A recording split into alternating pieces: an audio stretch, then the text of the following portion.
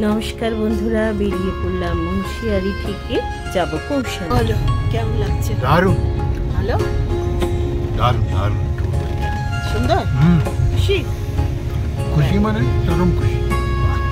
Very good.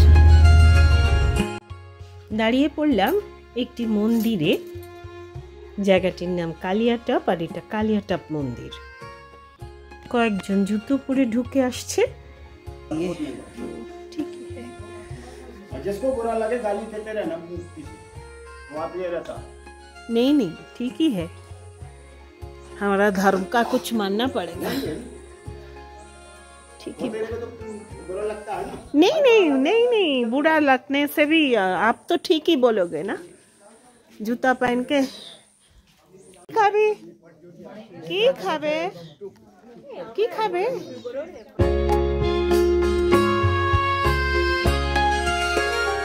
কালিয়াটপ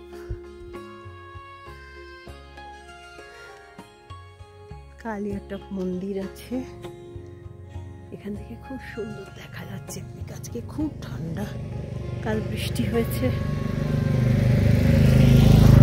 বলছে তো রাত্রে 1 হয়ে যাবে। ওই যে কালিয়াটপ মন্দির,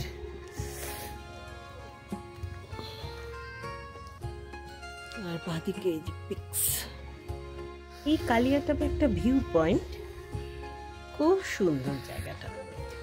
ঠান্ডায় হু হু করছি, বাবারে আজকে খুব ঠান্ডা, জ্যাকেটটা পরলে ভালো হতো।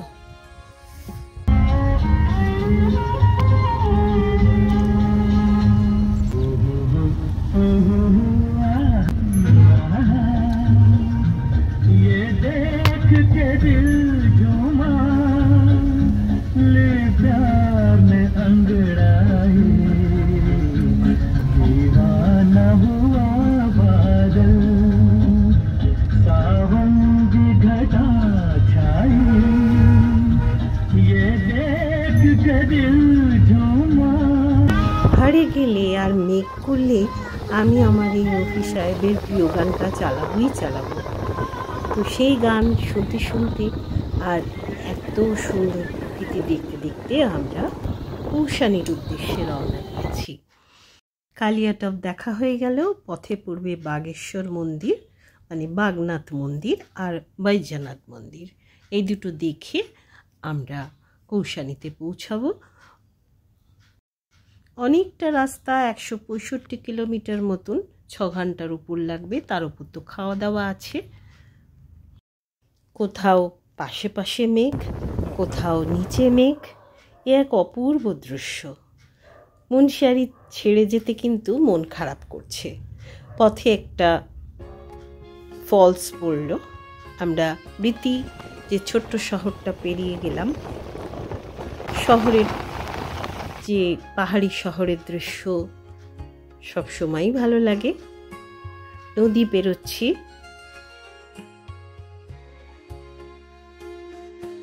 আহা আহা আহা, কি মন কেমন করা মেঘ, চারিদিকে তলায় নদী। সত্যি বলছি, উত্তরাখণ্ডের এই রূপ কিন্তু আমি আগে দেখিনি। কৌশানি এসছি, নৈনিতাল এসছি, বিনসার এসছি, কিন্তু এই দিকটা, এই মুন্সিয়ারির পথ থেকে দিয়ে যে যাওয়ার রাস্তাটা অসাধারণ।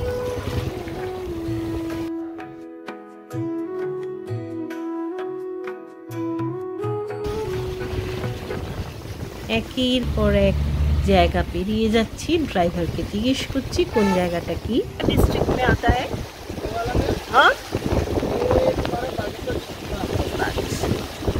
পবন বলল যে এই জায়গাটি আমরা বাগেশ্বর ডিস্ট্রিক্টে ঢুকে পড়েছি। বাগেশ্বর ডিস্ট্রিক্টেই যে বাগনাথ মন্দির আমরা দেখব, কিন্তু তার আগে এই পথের শোভা কিন্তু কিছু কম নয়। অসাধারণ অসাধারণ, চোখ জুড়িয়ে যায় একেবারে, মনে হয় দুদণ্ড দাঁড়াই, কিন্তু সেটা এখন হচ্ছে না। আমরা ব্রেকফাস্ট করে বেরিয়ে পড়েছি, খিদেও পেয়েছে। পাশ দিয়ে যাচ্ছে সরজু নদী, একটি পাহাড়ি ছোট যে শহরের মতন, সেটি পেরিয়ে গেলাম। রিভার সরজুকে দেখাই যাচ্ছে না। সরজু নদী, বাবা সুন্দর জায়গাটা। তলায় কি হেলিপ্যাড নাকি মনে হচ্ছে। অনেকক্ষণ থেকেই সরজু নদীকে ধরবার চেষ্টা করছি, পাচ্ছি না। এত গাছ সাইডে দেখতে পাচ্ছিলাম না। আমরা লাঞ্চও এসেছি, সেই হোটেলটি পিছন দিক থেকে আমি এই ছবিটা নিলাম। সেখানে লাঞ্চ আমাদের হয়ে গেল। তারপর আমরা বাগেশ্বর যে শহরে ঢুকছি, এটি কিন্তু বেশ বড় শহর দেখছি। গাড়ি যেখান দিয়ে নামিয়ে দিল তার ভেতর দিয়ে কিন্তু হাঁটা পথ। তো সেই পথে যেতে যেতে এই বাগেশ্বর মন্দিরের একটু কথা বলে নিই। বাগেশ্বর মন্দির বাগনাথ মন্দির, এটা সরজু আর গোমতী নদীর সঙ্গমস্থলে একটি শিব মন্দির। এটা বাগেশ্বর শহরে অবস্থিত। এই বাগেশ্বর নামটাই শিবের এই যে মন্দিরের দেবতার নামই, শহরটার নাম। কথিত আছে ঋষি মার্কণ্ড এই স্থানে শিবের সাধনা করেন। ভগবান শিব খুশি হয়ে তাকে বাঘ রূপে দর্শন দেন। এখন সামনে যে বিরাট গাছটার তলাটা কি সুন্দর কলসের মতন করে সেটাকে চারিদিক দিয়ে ঘিরে দিয়েছে। অন্য মতে বলা হয় 17th সেঞ্চুরি থেকে বাগনাথ মন্দিরের যে অবস্থান পাওয়া যায়। আর এই বর্তমান স্থাপত্য 1450 সালে চাঁদ রাজা লক্ষ্মীচাঁদ নির্মাণ করেন। এখানে শিব, গণেশ, বিষ্ণু, চতুর্মুখী শিব, তিনমুখী শিব, পঞ্চমুখী শিব, সব আরো অন্যান্য দেবতার মূর্তি আছে। সব জানি। বাচ্চাটি কিন্তু বাগেশ্বর মন্দিরের ইতিহাস শুনে এসেছে। রবীন্দ্র জিজ্ঞেস করলো এবং সে ঠিক বলল। শঙ্খ পুরাণেও এই বাগেশ্বর মন্দিরের কথা মানে উল্লেখ পাওয়া যায়। কত ঘণ্টা বাঁধা মনস্কামনাতে মানুষ বেঁধেছে, সব মঙ্গল কামনায় বেঁধেছে আর কি। ঘন্টা বিশেষ দিনে একটা ধাম আবার প্রচণ্ড ভিড় হয় যা শুনলাম।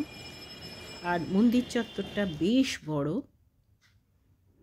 সামনে নন্দী রয়েছেন। এই যে মন্দিরের বিগ্রহ বাইরে থেকে তুলেছি, তোলা যাবে না এরকম কিছু লেখা ছিল না, তাই তুলেছি। খুব ভালো লাগছে কিন্তু মন্দিরটি দেখতে, খুব প্রাচীন মন্দির। তার নিদর্শনের ছত্রে ছত্রে রয়েছে। এখন বিকেল হয়ে এসেছে, যার জন্য লোকজনও খুব কম, একদম ফাঁকা। আমরা খুব সুন্দর করে দর্শন করলাম ভেতরে ঢুকে। দেখুন আরও একবার মন্দিরটি, দেখেই বোঝা যাচ্ছে কি প্রাচীন। বাইরে নন্দীদেব বসে আছেন। একটু দূরে গণেশ মন্দির, পার্বতী মন্দির, আরও বহু দেবের মন্দির রয়েছে।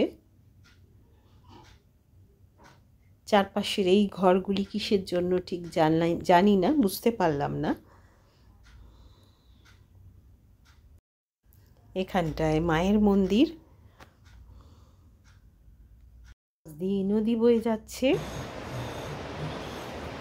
সরজু নদীর তীরে।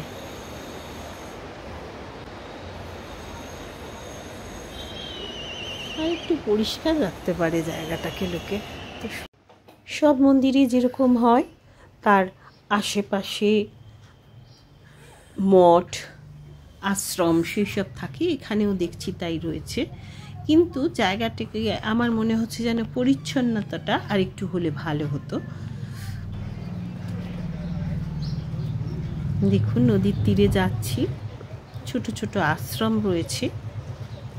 আর এপাশে দুপাশেই আশ্রম রয়েছে, শিবের বড় স্ট্যাচু রয়েছে।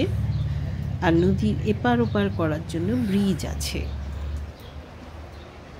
এগুলি ডান দিকে, এগুলি ছোট ছোট সব আশ্রম।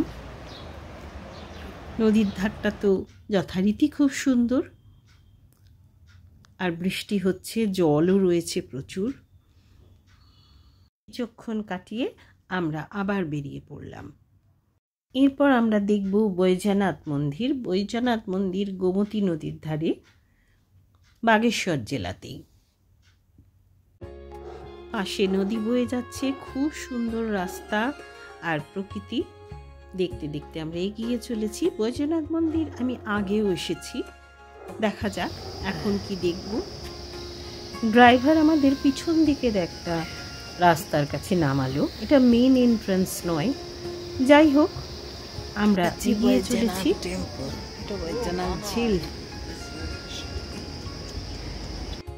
আগে যে আমি, সেটা প্রায় 32 বছর আগে আমি বৈদ্যনাথে এসেছিলাম, তখন কিন্তু একদম ফাঁকা ছিল। এসব রাম ছাগল। আমার মনে আছে চারিপাশে কিচ্ছু ছিল না, একেবারে ধুধু মাঠ। এখন কিন্তু চারপাশে প্রচুর বাড়ি ঘরদোর, আর এই বোধরান ঝিলটা এটাও বাঁধানো, পাড় দিয়ে রাস্তা এসব হয়েছে আর কি। যাই হোক, এসে পড়েছি। অতি প্রাচীন মন্দির হিসেবে এই মন্দিরটা বিখ্যাত। এই মন্দিরটা 1150 সালে কুমায়ুনের কর্তুরী রাজাদের দ্বারা নির্মিত। সেই সময় এই জায়গাটির নাম ছিল কার্তিকেয়পুরা।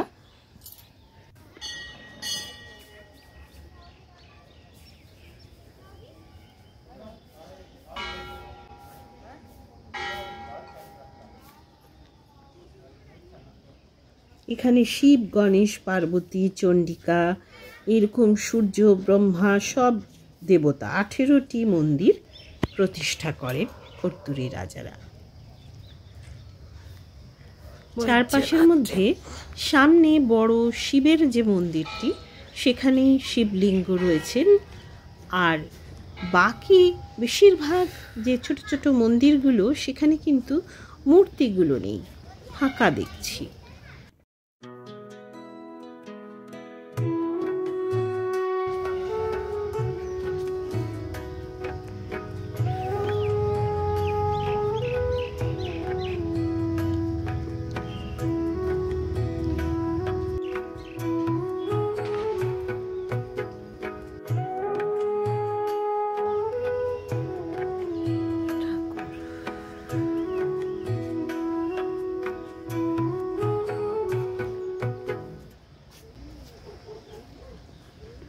খালি খালি কেন সেটা বুঝতে পারছি না। বিগ্রহ চুরি হয়ে গেছে, নষ্ট হয়ে গেছে।